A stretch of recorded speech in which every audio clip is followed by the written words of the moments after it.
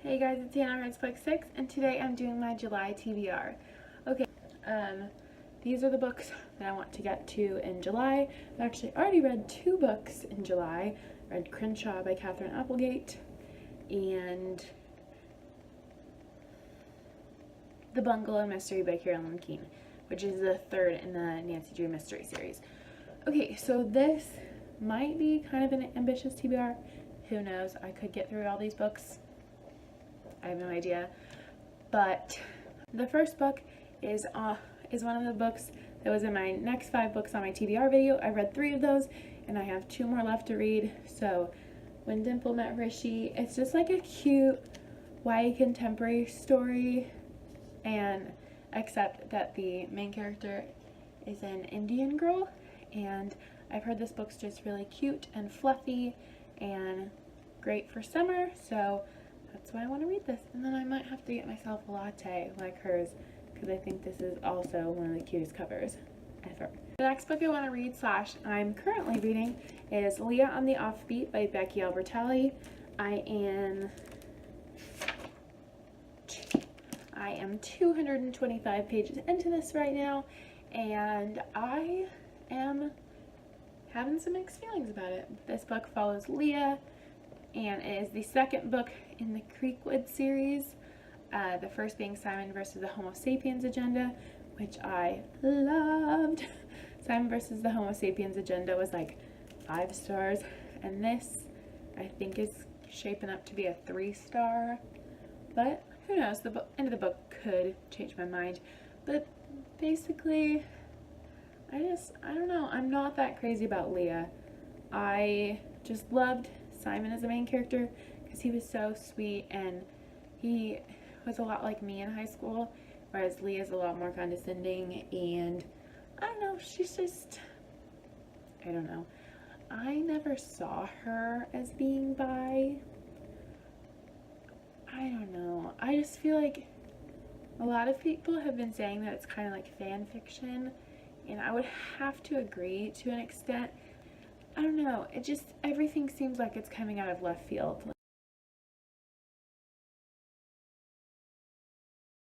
The next book, The Wicked Deep by Shay Earnshaw. I'm 73 pages in, and I'm just a little bored right now. Her writing is super descriptive, and sometimes that descriptive kind of writing style really pulls me out of the story because I am such a distracted reader. But sometimes it takes me about 100 pages to really get into the groove of a book. But it's like 300 pages, so we'll see where it goes from here. I think it'll start picking up right now, so who knows. But this is on the TBR for this month. The next book that's on my TBR is actually a stand-in. It is a Nancy Drew book, but it is not The Secret of the Shadow Ranch. I might get to this month, but the one that I want to read this month is Mystery at the Lilac Inn, which is the 4th one, and yeah, because this is the 5th, and Mystery at the Lilac Inn is the 4th book. And I know you can read them out of order, but I kind of just want to read them in order. I love the Nancy Drew stories. They're super predictable, but they're just really fun and easy reads, and I don't know, there's something like nostalgic about them. I mean, even though I never read them as a kid, but I really loved the 2007 Nancy Drew movie with Emma Roberts, so I don't know, it's kind of nostalgic for me in that way. Do you know what I mean?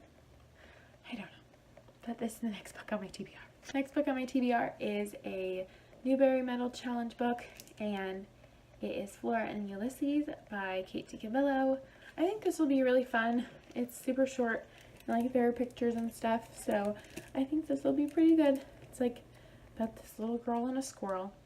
The next book I want to read is highly anticipated for me, at least, is All We Ever Wanted by Emily Giffin. And I'm a little nervous about this book because I loved Emily Giffin's books before BookTube, and I've only actually loved one of them, but I've read a couple of her other ones like halfway through. But basically, this is her new release, and I read her release that she came out with in 2016, and I liked that story. I'm not exactly sure what this is about. I actually might read it to you. Nina Browning is living the good life after marrying into Nashville's elite. More recently, her husband made a fortune selling his tech business, and their adored son has been accepted to Princeton. Yet sometimes the middle-class small-town girl in Nina wonders if she strayed from the person she once was. Tom Volpe is a single dad working multiple jobs while struggling to raise his headstrong daughter Lila. His road has been lonely, long, and hard, but he finally wants to relax after Lila earns a scholarship to Windsor Academy, Nashville's most prestigious private school. Amid so much wealth and privilege, Lila doesn't always fit in, and her overprotective father doesn't help. But in most ways, she's a typical teenage girl, happy and thriving. Then one photograph, snapped in a drunken moment at a party, changes everything. As the image spreads like wildfire, the Windsor community is instantly polarized, buzzing with controversy and assigning blame. At the heart of the lies and scandal, Tom, Nina, and Lila are forced together, all questioning their closest relationships, asking themselves who they really are, and searching for the courage to live a life of true meaning. And honestly, I had read that synopsis before, but that actually makes me really, really want to read this.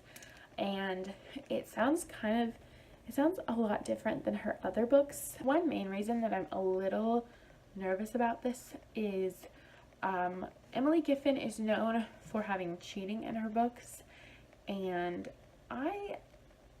most of the books that have cheating in them that she's written, I don't like very much. So I'm just a little nervous that trope is going to be in there. And I don't know, I'm married now, so it's just like, it's icky. It's icky to read about that subject matter. I really hope this story delves a bit more deeper, and because I really like her writing style, and so I really think that she could do really well with maybe like a darker topic or something. So I'm really looking forward to this one, especially after I read you the synopsis. I think it's going to be really good. Alright, the last book that's on my TBR, tentatively, I don't know if I'm going to read this, is Autobiography by Christina Lauren. It's about this boy who is gay, and he's living in California, but he has to move back to Utah, which is predominantly a Mormon state. So he is forced to go back into the closet when he moves to Utah because he's gay, and he is in a critical writing class, I think, and their assignment is to write a full-length novel in 3 months, I think. And so basically there is this boy who was in the class a few years ago, and he actually published his book, so he's kind of acting as a mentor, and I think a relationship kind of kindles between the two boys, but obviously there's a lot of tension because Mormons and the LGBT community, their values don't mix very well. So I think this will be a really good book. Honestly, the way I'm talking about it, do you ever talk about a book and you're like, oh, I actually did want to read that? I think I'm actually going to bump this up on the TBR. I've heard a lot of booktubers say that they really like this book, so I think it'll be super fun. And also, I really, really, really love this cover. I think it's so beautiful. Also, I've been wondering if Christina and Lauren are actually from Utah, because I just thought this is an interesting story for them to write, because they are usually high romance authors. So I'm wondering if this is a subject matter that's close to them. I'm not sure. I can do some research about that, or you guys can leave in a comment and let me know, because you guys more than likely know more than I do about this book. Those are the books that I want to read in July. I hope you guys liked it. If you did, leave a thumbs up and subscribe if you haven't already. If you are subscribed, make sure to hit that bell notification. It notifies you every time I upload. Bye guys.